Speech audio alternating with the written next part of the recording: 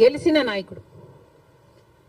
అలాంటి నాయకుడికి రాజకీయాలు ఆపాదిస్తూ, గెలుపు ఓటములను ఆపాదిస్తూ ఈరోజు రాజశేఖర్ రెడ్డి గారి విగ్రహాలను ధ్వంసం చేస్తున్నారు టీడీపీ గూండాలు.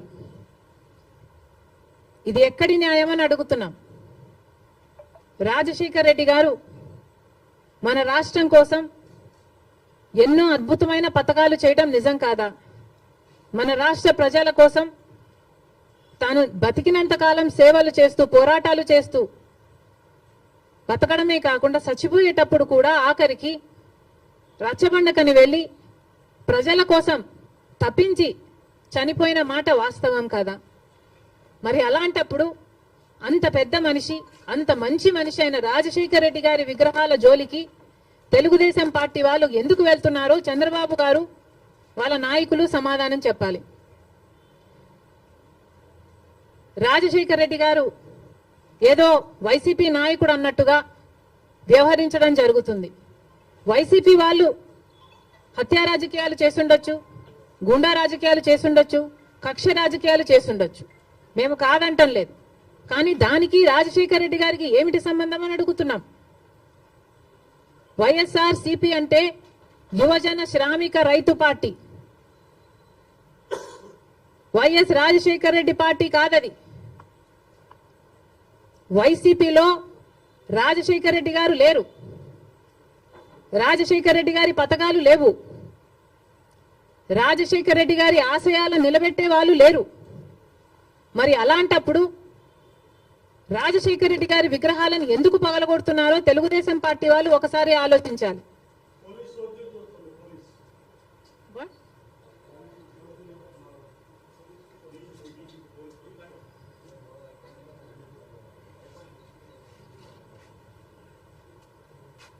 రాజశేఖర్ రెడ్డి గారిని, ఆయన ఆశయాలని నిలబెట్టే వాళ్ళే అయితే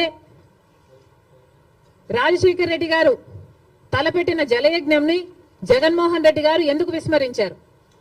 రాజశేఖర్ రెడ్డి గారు తన ప్రాణం కంటే ఎక్కువ నేను ఇందుకోసమే పుట్టాను, జలయజ్ఞం కోసమే పుట్టాను అని రాజశేఖర్ రెడ్డి గారు అంతగా జలయజ్ఞం కోసం తప్పిస్తే, జగన్మోహన్ రెడ్డి గారు 6 నెలల్లో జలయజ్ఞం మొత్తం పూర్తి చేస్తానన్న జగన్మోహన్ రెడ్డి గారు కనీసం ఒక్క ప్రాజెక్టు కూడా ముట్టుకోలేదు. మరి వైసీపీలో రాజశేఖర్ రెడ్డి గారు ఉన్నారో లేదో ఆలోచన చేసుకోవాలి.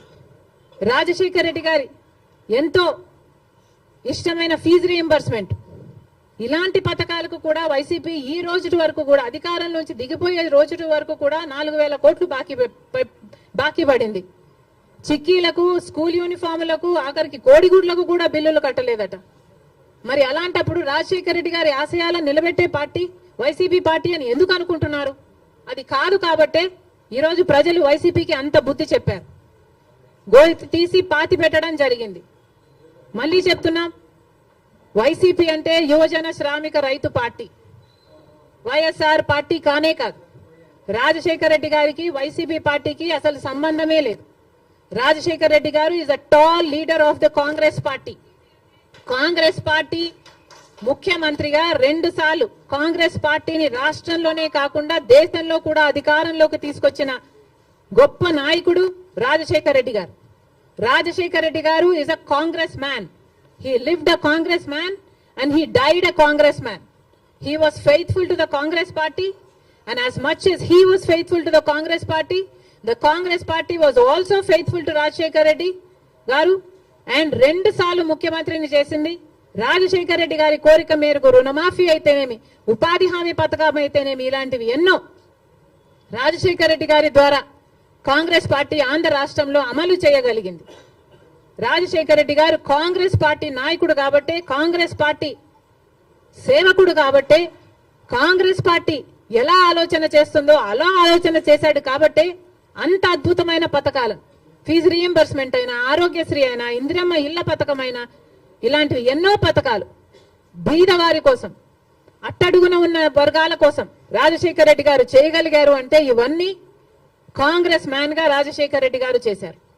మళ్ళీ చెప్తున్నాం, ఈరోజు కాంగ్రెస్ మ్యాన్ గా రాజశేఖర్ రెడ్డి గారు నిలిచారు, బతికారు, అలాగే చచ్చిపోయారు. వైసీపీ పార్టీని అడుగుతున్నాం, మొన్న వైసీపీ పార్టీ కాంగ్రెస్